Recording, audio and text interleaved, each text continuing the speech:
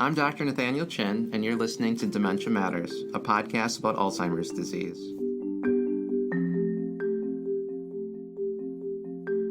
Dementia Matters is a production of the Wisconsin Alzheimer's Disease Research Center. Our goal is to educate listeners on the latest news in Alzheimer's disease research and caregiver strategies. Thanks for joining us. Welcome back to Dementia Matters. My guest today is Dr. Thomas Karikari, an assistant professor at the University of Gothenburg in Sweden, and also the University of Pittsburgh here in the United States. Dr. Karikari studies early Alzheimer's disease-related brain changes and is working to develop new blood tests for Alzheimer's disease. Dr. Karikari's episode on Dementia Matters is a preview of his upcoming keynote address at our center's Alzheimer's Disease and Related Dementias Research Day. So, if you're listening to this episode before April 5th, head over to our website and register for Alzheimer's Disease and Related Dementias Research Day. If you're listening after April 5th, a recording of Dr. Karikari's Research Day talk will be available after the event. Dr. Karikari, welcome to Dementia Matters. Thank you.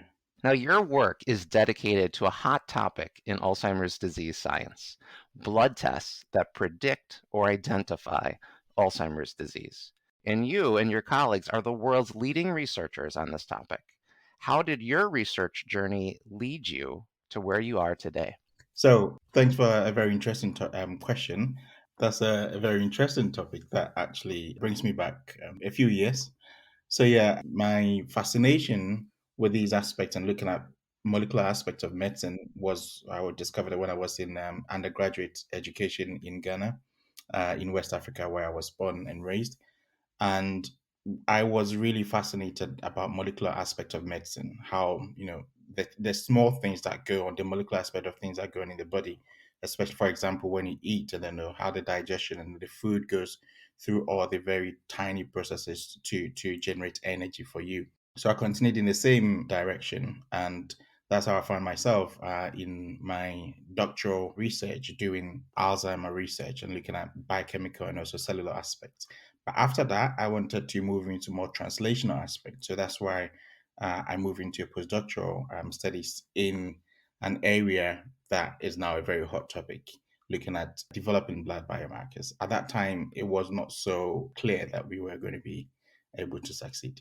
In your keynote address at Research Day will be an overview of fluid biomarker research in Alzheimer's disease and related dementias. And by fluid biomarkers, we mean information in the blood or the cerebral spinal fluid, otherwise known as just spinal fluid, that indicates a risk for Alzheimer's disease.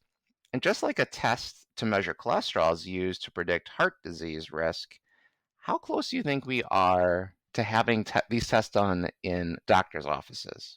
I think we're pretty close because as we speak now, there's several efforts to actually bring these tests to the doctor's offices.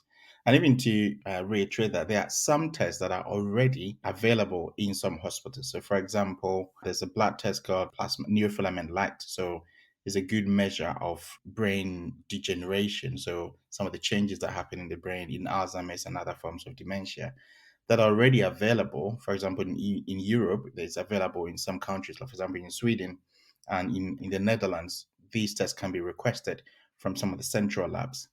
And then, as you know, also there's these tests from C2N that look at amyloid that also have received this clearance and it's also available to request. But then the more recent ones that we have been also involved to develop have gained a lot of momentum. So a lot of the research grade assays that we developed, and those have been used in the clinical studies that have been published in high impact journals and have shown pretty good diagnostic accuracies and also robustness for use across multiple sites and also across different studies and different cohorts. These ones have now been moved into commercial forms. So, for example, those that were developed in research labs some of them have already been commercialized and also automated, and that make them easier to access for clinical use. And in addition, there are some that are also being used in clinical trials. And some, for example, phosphotal 181 and phosphotal 217 have already been used in clinical trials as surrogate markers for amyloid pathology. So it means that we're quite close in seeing these tests being used in a doctor's office. And it signals a very exciting time in the future of Alzheimer's disease diagnosis and also management.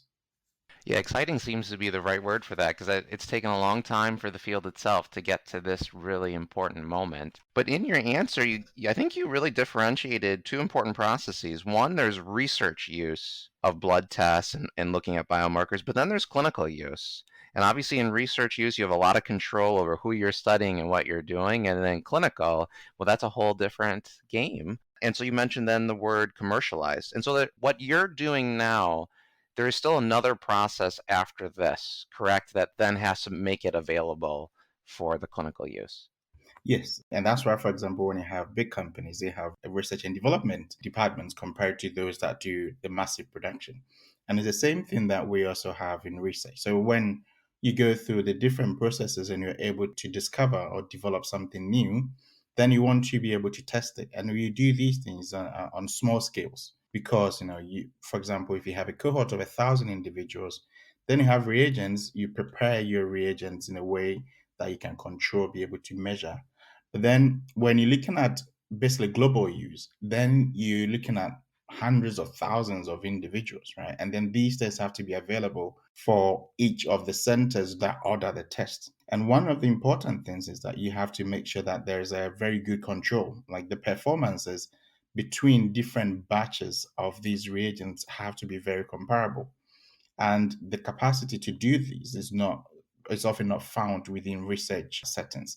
And this is at the point that basically after you've done the development and the research, then you move it more to factories or industries with the capacity to do that. It's typical to what we saw with the COVID vaccine, for example, that you realize that because the need was so huge at that time, and a lot of the industries that discovered some of the COVID vaccines did not have the capacity to meet the demands. Then they started contracting other companies to really take on some of the production for them so that they could meet the demand of what we needed. And it's actually quite similar to that. So research industries, research companies, and research institutes have the capacity to develop new things, but then when it comes to needing to serve a massive population, we do not have that. So at that point, we have to work well with biotech companies or pharmaceutical companies that have the capacity for that. And one of the other things you said, which I think is really important, is you use the word access.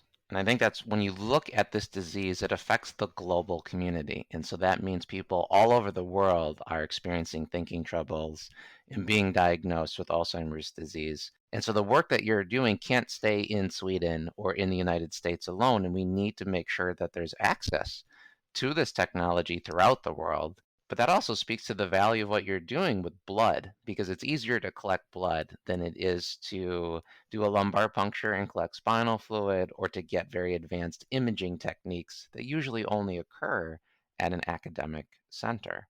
And so before we get into the implications of that, which I'm very excited to ask of you, I want to go to just the basics of the test itself. How accurate are the current tests in truly reflecting what's happening in the brain? Starting with the spinal fluid that you study and then also then the blood. Yeah, that's a question that that we ask ourselves all the time.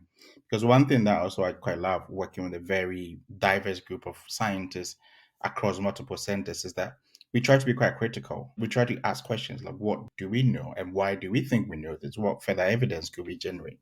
So one of the first things I would say in sort of being reflecting what's happening in the brain, when we started, for example, with our plasma phosphatile, I was quite curious to see that although from the start we're showing that they correlate quite well with clinical diagnosis and also with data from, for example, CSF and also from imaging like a myeloid PET and tau PET imaging studies, I was quite curious to see that how do these measures reflect what happens in the brain? Because the brain is the ultimate source of the pathological diagnosis of Alzheimer's when someone unfortunately passes from the disease. And then continuously, there's data that continue to pour out to show that in some unique studies where individuals, elderly adults, gave blood samples either at one point or over several years before they passed on. And then after death, they had signed to donate their brain to research. Then there were pathological diagnoses that were done by certified and board certified pathologists. So what was beautiful was that we could take the blood samples that were given like up to 10 years before these people passed on, and then measure these new markers blindly. And then you get to reveal the pathological report. Then we can try to match them and see how they agree.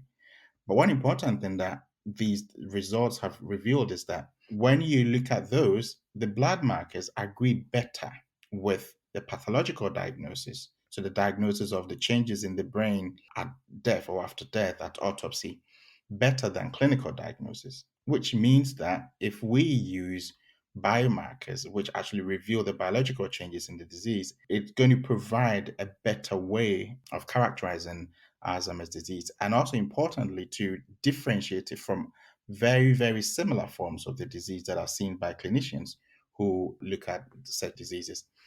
Because one thing we see is that, for example, when you look at plasma phosphatide, the levels are increased only in individuals who have Alzheimer's at autopsy. Those who have Alzheimer's plus other forms of dementia also have high levels of the biomarker, which means that as long as someone has Alzheimer's disease, the levels of this biomarker is going to increase, regardless of any other pathologies that the individual might have. But then the levels also are low and almost normal when you look at individuals who were diagnosed with other pathologies and not AD or not Alzheimer forms. So basically, it's as similar to if someone passes on with, let's say, Parkinson's disease, for example, then the biomarker levels give you basically the same readout, similar to someone who passed on and then the pathological diagnosis was done. And in the brain, they didn't find any abnormalities that would signal the person having died of from any dementia form. So it's a very good way. It means that if you use the blood, it can predict and it can also provide a good measure of what is happening in the brain. And I think in addition, also being able to look at there are some studies that show that what you measure in the brain is quite similar to what you measure in the CSF and what you measure in the blood as well, because the absolute levels do differ. And at the same time, also, there's some studies that are using a method called silk, that they use some radioligand labeled materials, and then those ones go into the person. So when some people swallow it, for example, then they can be metabolized in a way that can go into the CSF, that go into the blood, and also reflect in the brain. So in a way, we can be sure that what we're measuring agrees with the metabolism of the forms of tau and the amyloid that exist in the brain, and some that do come down to the CSF, and some that do go down to the blood as well. Thank you for that explanation, Dr. Kakari, because I think it's important for people to know that the gold standard is autopsy, and so you've looked at the blood and the spinal fluid and compared it to what has been seen in autopsy findings. I think that speaks to the value and the need when people donate their bodies and the gratitude that scientists have to those who have donated their brains to science, because that is the only way you can know for sure, since this is a disease of the brain. I wanted to clarify too for our listeners, when you say p-tau and then you're saying phospho-tau and then plasma phospho-tau. Plasma for our listeners meaning just in essence blood, and then p-tau or phospho-tau is sort of a protein, a specific protein that you're looking at. And that's what you've been studying in the blood, but also you can study that same protein in the spinal fluid, and you've been comparing that to what's been seen on autopsy. Is that right? Yes, that's exactly so. So then let me ask you this, because when we measure these types of proteins, whether it's p-tau or a different type of amyloid or tau itself, are those the actual proteins from the brain when you look at it from the spinal fluid compared to the brain or the blood compared to the brain? Yes, I think there's some caveats there. So what we've seen, and then this is the hypothesis, that when there's these changes that occur in the brain, so for example, in the course of developing Alzheimer's disease, you get to have accumulation of abnormal forms of tau protein that could be phosphorylated and also amyloid as well. And these form the kind of clumps that are often seen at autopsy when the brain is examined by pathologists.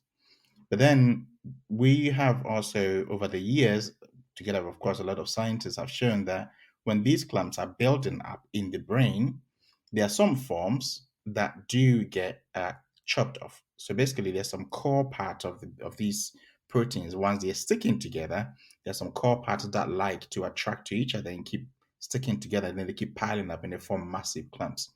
And there are some other parts that get chopped off, and that these parts that get chopped off, and they are the ones that also most of the time get to reflect in the CSF and also go down to reflect in the blood that we're able to measure now. So basically, what we are measuring in blood and also to a large extent in CSF are sort of indirect measures of what is happening in the brain.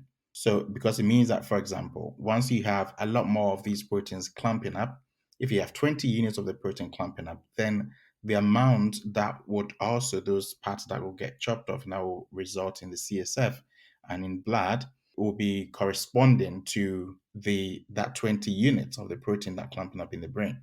And the same way, if you have, let's say, 100 units, then the amount that you see in the blood and the CSF will increase. That is for phosphatide or p-tau.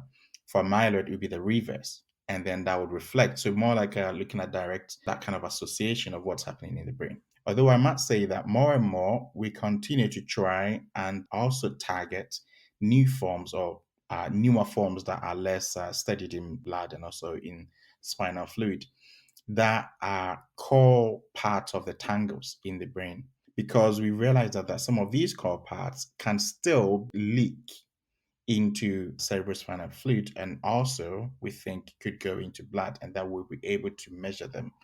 And these, but the interesting thing is that these core parts of the brain, of the tangles and the plaques that form, they only start to increase in the symptomatic phases. So when someone is actually far off in the disease process, that's where you'll be able to see some of the levels showing up in blood compared to some of the other forms that we've already studied, and we have shown that they tend to increase quite nicely in the disease cause right from the very early stages.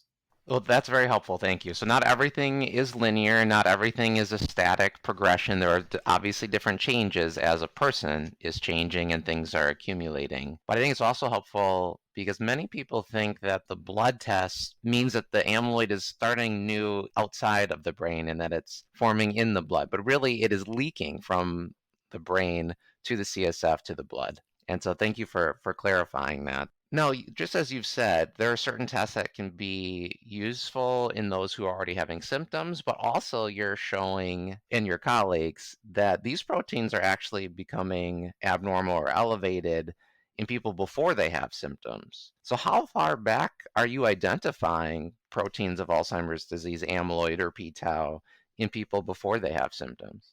That's a very important question. I would say, like, for example, in the early stages, when we looked at some of the research cohorts, and then we saw the way the biomarkers were able to predict disease changes years before, in a way, it was exciting that we can use this one, but it was also quite frightening in that in just a little drop of blood, you could provide with quite good accuracy. You could be able to tell what's happening for an individual, and that raises also quite some ethical issues as well. But then, to answer your question, how far back? I think it also depends on several things. So, for example, if the person has, let's say, early onset Alzheimer's disease, which is likely to be caused by a genetic predispositions to the disease, then such individuals would show signs earlier. So it could be like, in their 40s, around 40 years of age, compared to those who have late onset, and that could be after 65 years of age.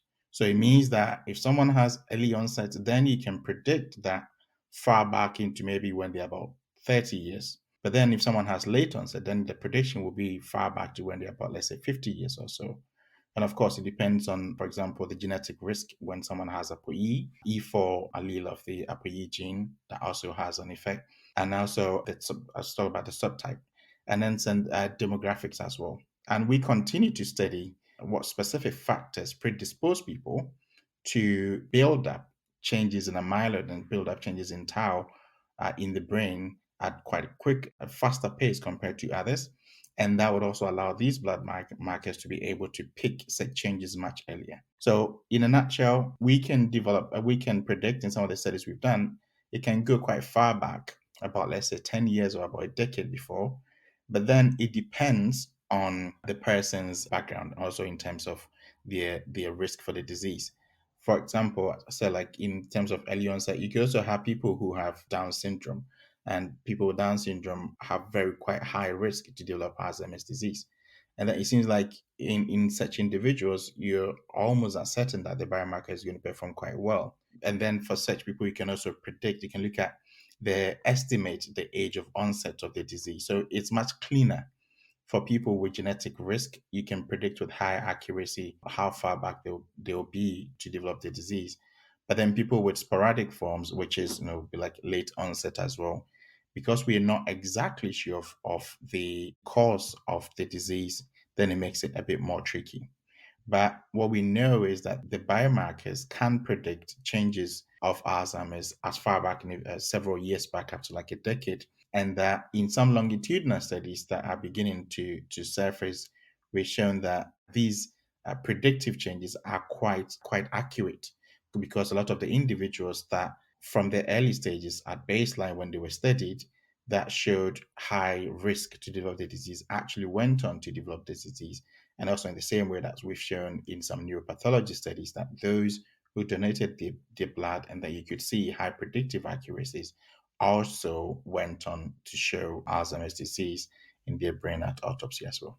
And when you talk about prediction, in essence, you're talking about risk, and we've talked about accuracy of the test itself in identifying the protein, but not everyone who has elevated amyloid on these tests will actually develop symptoms. And that's why I know that your group and other groups are looking at risk calculators and how do we actually share predictions for at the individual level. But in the situations of risk calculations, it seems like there's multiple variables, which you mentioned, genetic risk and lifestyle risk and other factors. When you think about the future of risk calculation or prediction at the individual level, how accurate or reliable do you think these things could be?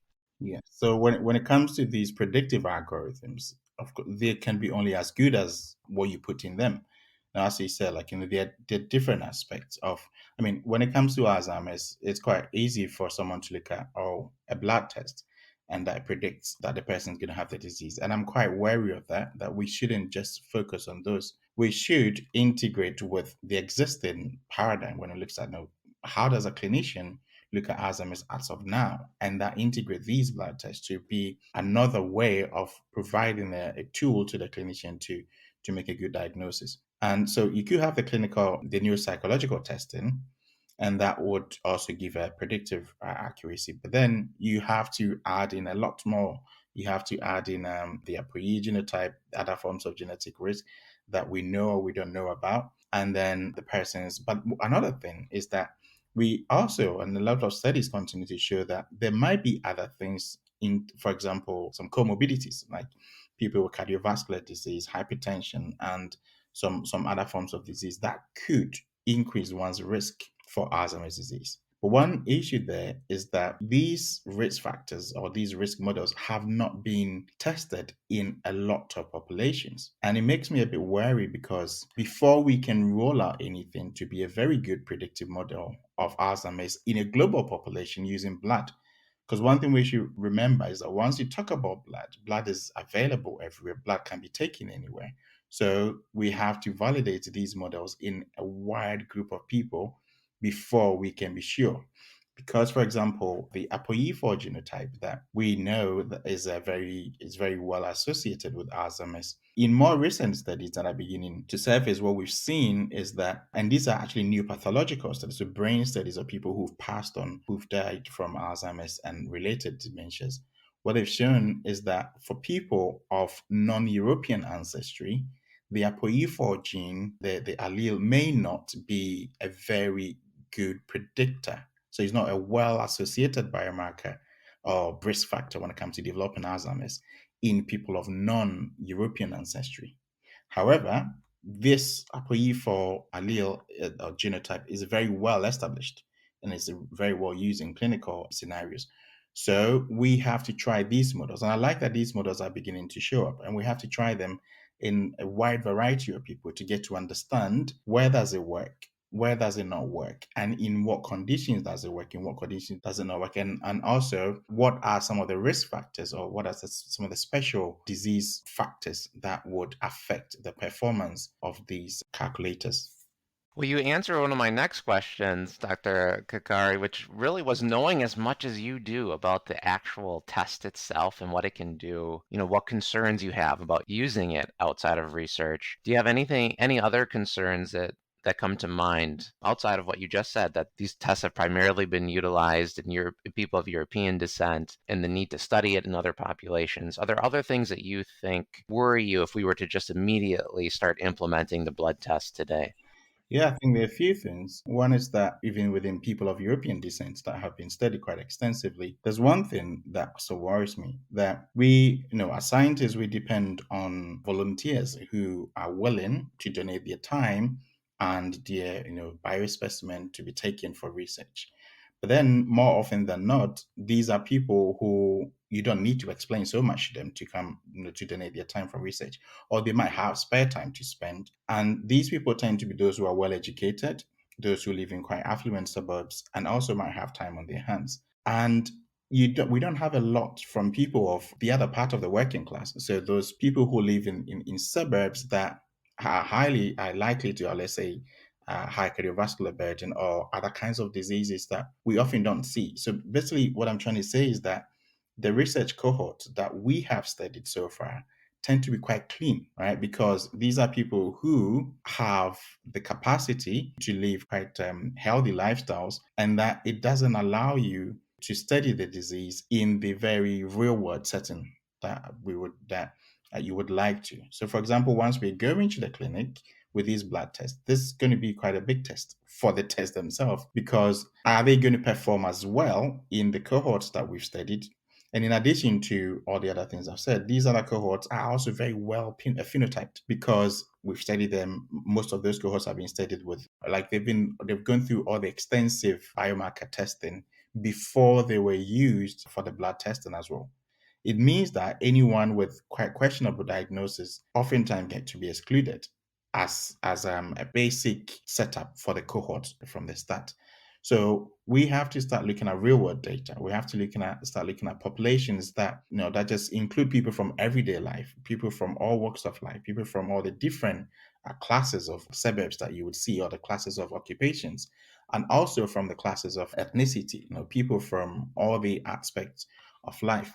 And one aspect, for example, that when we often look at these cohorts, we tend to see that people that we study, one thing we should look at, for example, when it comes to immigrants, we don't have a lot of cohorts that look at them. And that when we have these tests going to the clinic, it's not going to discriminate against anyone. We're going to be using them the same way for every individual. There are few studies that we have been looking at that tend to suggest that, for example, when it comes to the blood test, the way they perform may not be exactly the same across board. We're still very interested to try to understand why and how that these things do happen. Our working hypothesis is that there could be some specific factors that may interact with the development of the disease, and that these ones could be more predominant in specific populations of people compared to others. And to be able to understand this as much, there's a lot more that we have to do.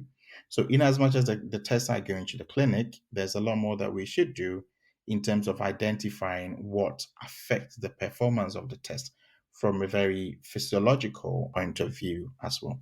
Well, you've given us a lot to think about. And so I guess my last question to you, Dr. Kakari, is, well, what is the next most important study in fluid biomarkers in Alzheimer's disease that you're working on, or that you're going to work on, or that you feel the field needs to address?